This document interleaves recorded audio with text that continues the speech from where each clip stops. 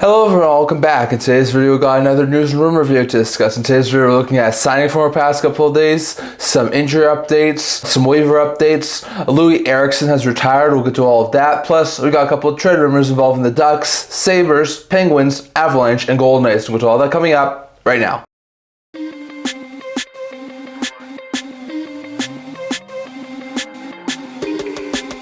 Hello everyone, welcome back to another video here at the Internet Hockey Channel. Now before we get into this video, don't forget to like this video and subscribe below. Thank you all your support. We're never to love you guys. So if you haven't already, don't forget to subscribe button down below and don't forget to comment in the comment section below so we can all discuss in this video. So in today's video, we got an interesting video here talking about a couple of interesting pieces of news, plus a couple of trade rumors. So we'll start off as we usually do by talking about some signings for the past couple of days. Only one signing to talk about, and that was from back over on Sunday as Adam Wilsby, who's actually been a really good defenseman for the Preds this year, fitting on like that third pair as a 6th, 7th defenseman, has earned himself a 2-year contract extension with an AAV of $775,000 that we at the start of next year. Wilsby, who's currently in the final year of a 1-year deal with an AAV of $775,000. Now, Wilsby, for most of his career, had been an AHL player. Last year, played the AHL level, putting up 8 goals and 21 points in 61 games after he put up 18 points in 72 games. So he's been a consistent AHL player. Started this year out in the AHL as well, playing in 13 games, putting up a goal and 5 points. But he was called up with the Preds with dealing with some injuries, so it had shown them enough that he was a call-up option, so they called him up, and he actually done quite well in 23 games so far this year as basically a third pair defenseman for the Predators. He's put up a goal and 5 points in 23 NHL games, which is pretty good. He's got his first career NHL goal, got a couple of assists. Like, he's worked well as like a solid third pair defenseman. So I'm not sure if he'll continue over the course of this contract that he just signed to be a solid third pair defenseman at the NHL level. I think there's a very good chance he'll play the AHL level at points during this contract. But it's an interesting pickup. I think he can play third pair minutes at times. I think he's a very good call-up option. And even though I don't think he'll be a consistent third pair defenseman, I think this is going to be a really good sign there for the Predators. League minimum for a call-up option who's actually worked quite well this year is a pretty good deal for the Predators. So it's an interesting signing with a pending RFA who was more of an AHLer going into the year, but after a really good stint at the NHL level, Wilsby signed a 2-year extension to remain with the Nashville Predators. So it's an interesting signing and the only signing we have from our past couple of days. Next, going over to a couple of injury updates. So we have a few injury updates to talk about here. First, with New York Rangers, Igor Shesterkin left Friday's game with an upper body injury and will be out for 1 to 2 weeks. So it's a bad blow there for the Rangers. Now, luckily for Shesterkin and the Rangers, this is during the Four Nations break, so Shesterkin should be able to come back relatively shortly after the Four Nations has ended, but it's an interesting injury update there for the Rangers. Detroit's JT Compher, who had missed 5 games with upper body injury, was active for injury reserve and returned to game action on Saturday. So it's great news there. Compher's a solid middle 6 forward. So to see him go back into the lineup for the Red Wings is great news. Kostin, who had missed 12 games for San Jose with a lower body injury, was active for injury reserve, didn't get back into game action in the Sharks' final game before a Four Nations break. My guess is he'll be able to get back just after the Four Nations is over. So really great to see that he is almost ready to get back into game action and has been activated off of injury reserve. Islanders forward Matthew Barzal has had an update with his injury. He was out indefinitely. We talked about this a couple of videos ago. Well, he has now had a procedure on his kneecap and will be out at least 6 weeks.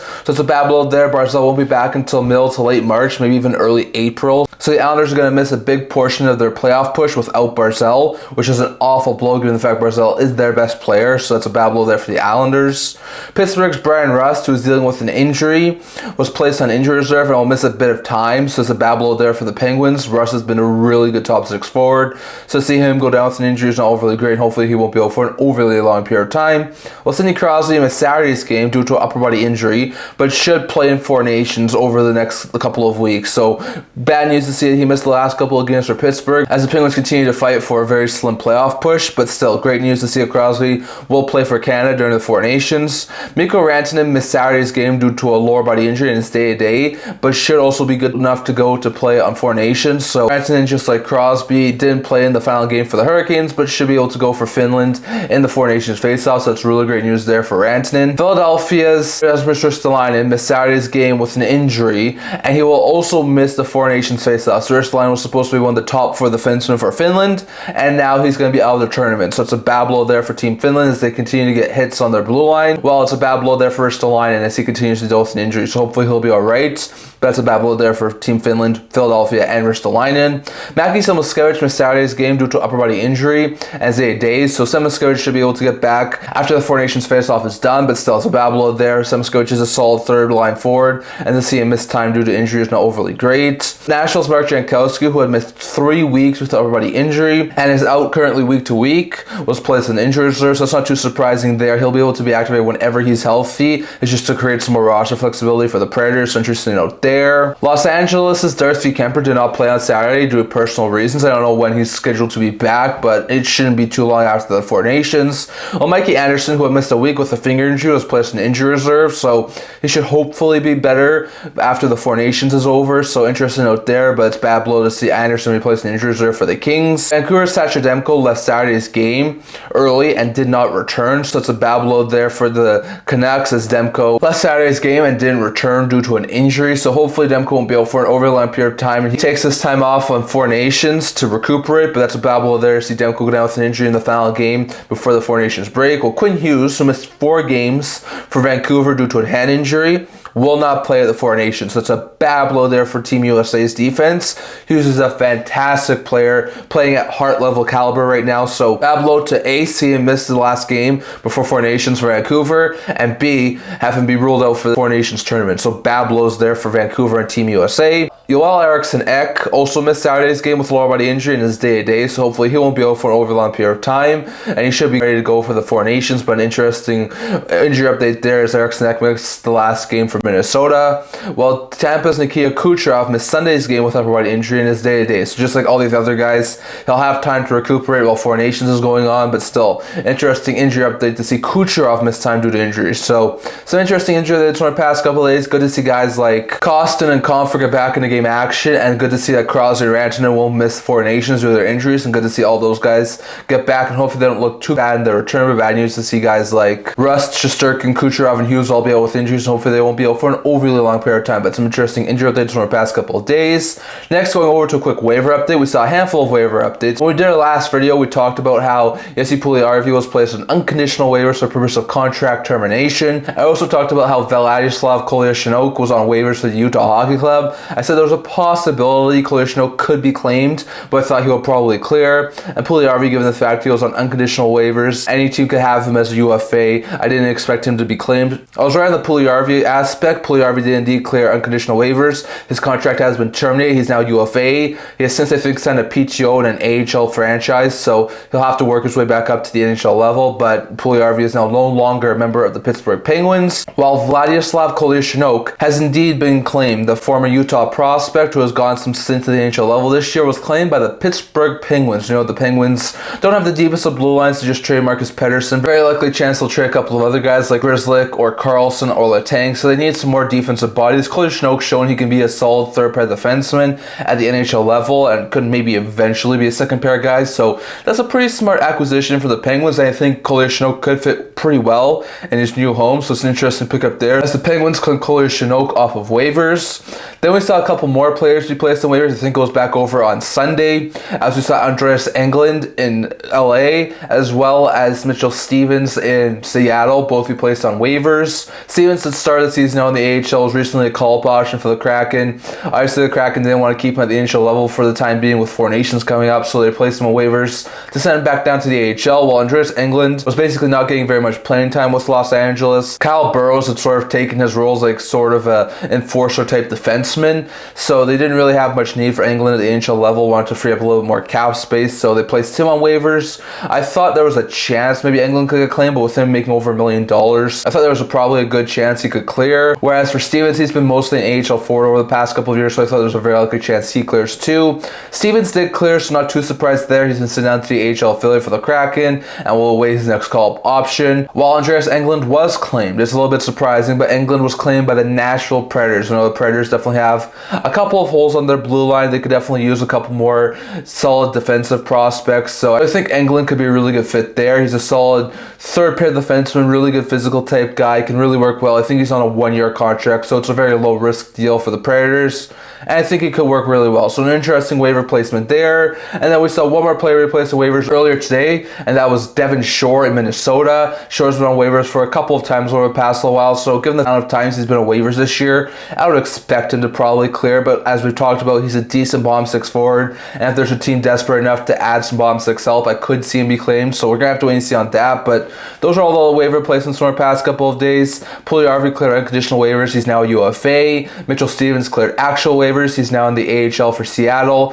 Englund, who was placed on waivers by LA, and Vladislav Kolyachonok, who was placed on waivers by Utah, were both claimed. Englund by Nashville, Kolyachonok by Pittsburgh, so they're now both in their new organizations, and Devin Shore is currently on waivers for Minnesota. So some interesting waiver updates from our past couple of days. And one last thing to get to here today, and that was with the actual retirement, as Loui Eriksson, who had played his career with Boston, Dallas, Vancouver, and the last season of his career in Arizona, has officially called it a career. So it was a long and really entertaining career for Loui Eriksson. He had a very long stretch in his career. He played 16 seasons at the NHL level, playing over 1,000 NHL games, having 253 goals and 613 points. So he had quite a distinguished career. I'm not exactly sure if he won a Stanley Cup or not, but he was a very good player. Started his career out in Boston, then he went to Dallas for a while, went to Vancouver after that. There was a pretty bad signing there for Vancouver. He was then dealt in the final year of his deal to Arizona, where he finished up his NHL career, and he's now officially called it a career. So an interesting retirement placement there, as Eriksson, while he wasn't the very good impact forward toward the end of his career, was a very productive guy at some points, and then finished his career with over 600 points and over 1,000 games played. So an interesting retirement there. That's the only retirement update we have for this video. And lastly, going over to a couple of trade rumors. Now, going over to a couple of interesting trade rumors from our past couple of days, we'll start here with the Pittsburgh Penguins. According to Josh Yohr of The Athletic, he was talking about the Pittsburgh Penguins recently, and he mentioned that the Pittsburgh Penguins are still potentially open to moving Rakell. Now, he says that after the Pettersson trade and the O'Connor trade, the Penguins are definitely looking to move off veteran players and add some younger NHL players or some prospects and picks. And he says that while they would be open to keeping Rakell's actually been a really good fit in Pittsburgh. He's had some really good chemistry with Crosby. He's a solid top six guy, can score your 25 to 30 goals, so you don't really want to lose that. But he says that Kyle Dubas does know that this team does need to have some change in their lineup and they need to go in a different direction. So he says while they would be open to keeping Rakell, they wouldn't be opposed to moving him if the right deal came along. He says that the asking price would probably have to consist of a first round pick and a blue chip prospect that's about NHL ready right now. So it would have to be a massive offer to get Rakell, but for teams who are looking for some scoring upgrade, could use a guy like Rakell who's signed for a couple more years at a reasonable $5.5 million cap hit. That's going to take a really high asking price to pry him out of Pittsburgh. So it does sound like Josh Yohr thinks that there's a possibility Penguins could still deal Rakell. If not at some point during the Four Nations, then right before a trade deadline is a possibility. But he says that it would take a massive asking price of a really good prospect that's nearly at the NHL level and a first round pick to pry Rakell out of Pittsburgh. So we're going to have to keep our eye on Pittsburgh. They're going to be a very busy team leading up to the trade deadline, and keep your eye on Rakell as there's a possibility the Penguins could wind up moving him before the trade deadline, so we'll have to wait and see on that. Going over to the Anaheim Ducks, according to Loui Friedman, he was talking about John Gibson on his recent 32 Thoughts podcast, and he mentioned that Gibson's name is sort of percolating around the NHL right now, and he says two of Gibson's preferred destinations are the Carolina Hurricanes and the Edmonton Oilers. Now, the Hurricanes make a whole bunch of sense. They've been looking for some goalie upgrades for quite some time. I don't think they have full confidence in Kochetkov being the starter, and Anderson's in the final year of his deal. He's not going to be a starter for quite a bit longer, and he has a lot of injury troubles that he's dealt with throughout his career. So this team could definitely use a goaltender who could be like a Gibson, who could be their new starter. I'll even be as bold to suggest that they could try and trade Anderson this year to Anaheim in order to facilitate a Gibson deal and get him in Carolina colors.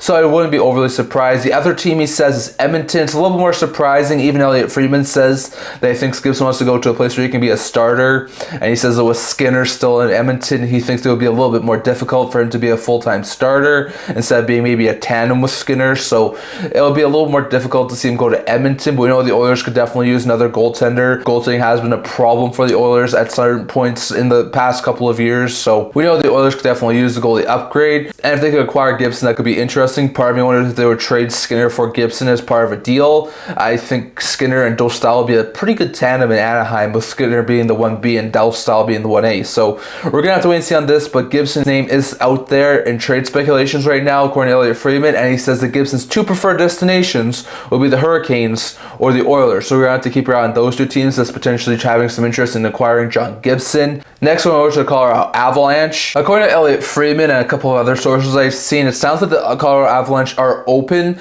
to moving Casey Mittlestadt, who they acquired at last year's trade deadline, so it's a little bit of a surprising statement there. But Mittlestadt's not worked out overly well in Colorado, and there's been a lot of speculation that if the Avalanche really want to try and get a solid second-line center, they'd be open to moving Casey Mittlestadt. And if that's the case, according to Elliotte Friedman, there could be 3 teams who he's heard could have some major interest in acquiring Casey Mittlestadt. And that's the Toronto Maple Leafs, Ottawa Senators, and the New Jersey Devils. Now, it doesn't come as too much of a surprise for Toronto, given the fact that they are looking for a second-line center. Is Mittlestadt really the second-line center that the Leafs are looking for? I'm not exactly sure. If the Avalanche are looking for a second-line center to replace Mittlestadt, is Mittlestadt going to Toronto really the best fit? I'm not exactly sure, but we know that this team could definitely use a center upgrade, so maybe getting Mittlestadt to play there for Toronto. When it comes to Ottawa and New Jersey, they both have pretty deep center groups, but also center groups that do have some injury history, like Kucherov, now this year and last year suffered injuries, and even Rakell, who's the team's third-line center, has also suffered injuries over the past couple of years. I know that in Ottawa, Josh Yohr is consistently injured, and even last year they had to have Shane Pinto sometime due to suspension, but still, the Senators have not had an overly healthy center group over the past couple of years, so would either of those 2 teams have interest in a guy like Casey Mittlestadt to sort of boost their center depth? I wouldn't be overly surprised. I'm not exactly sure what sort of a deal they could pull together, but if Mittlestadt was the third-line center in New Jersey behind guys like Kucherov and Hughes, I think it could be a really good upgrade for New Jersey. If he was the third-line center in Ottawa behind Stützle and Norris or Pinto, that would also be a really good fit there in Ottawa. So we're going to have to wait and see on that, but Elliotte Friedman does say that there's a possibility Casey Mittlestadt could get dealt before this year's trade deadline, and that the Senators, Maple Leafs, the 2 Ontario teams, and New Jersey are teams who could be interested in having Casey Mittlestadt in their services, so we're going to have to wait and see on that. Next, going over to the Buffalo Sabres, when it comes to them, there's been a lot of recent rumblings about an interesting player in Buffalo potentially being on the trade block, and that is Alex Tuch. Now, Tuch has been a fantastic addition for the Buffalo Sabres ever since coming over from the Eichel trade from Vegas. He has been a really good player in his hometown Buffalo Sabres team. He has been a solid top 6 addition, really good power forward type player, really helped out that Buffalo Sabres team.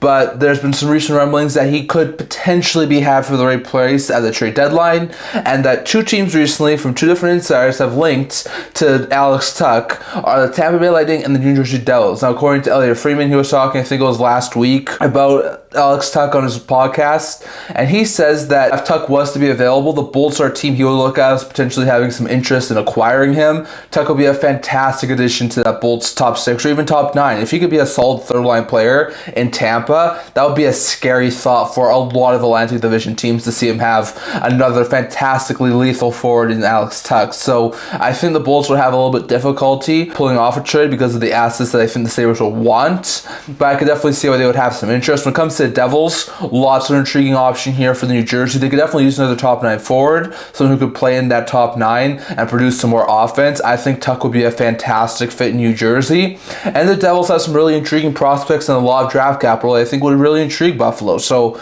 I think that Larry Brooks is right and that New Jersey could have some major interest. So not guaranteed that Tuch's going to move. Like I said, Tuch's a really good forward, and it's been a really good addition for Buffalo ever since they acquired him. So no guarantees he gets moved because he still also has term on his contract.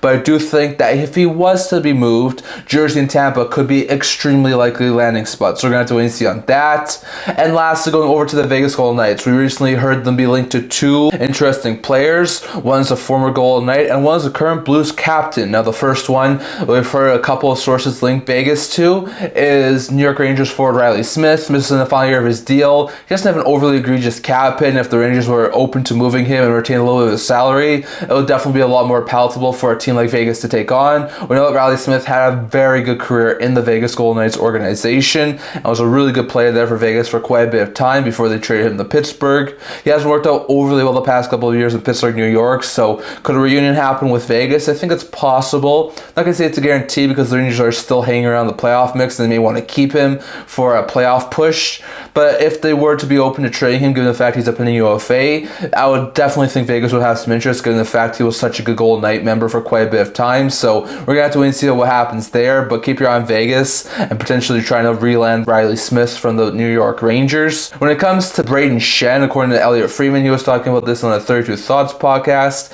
and he says that the team that came to his mind when he was hearing about the Brayden Schenn rumors, about him potentially being on the block is the Vegas Golden Knights. He says that that's the sort of guy that Kelly McCrimmon would love to add. Kelly McCrimmon coached Braden Shen over in juniors. They have a lot of connections there. Shen is the type of player that McCrimmon would love to add to the Golden Knights team.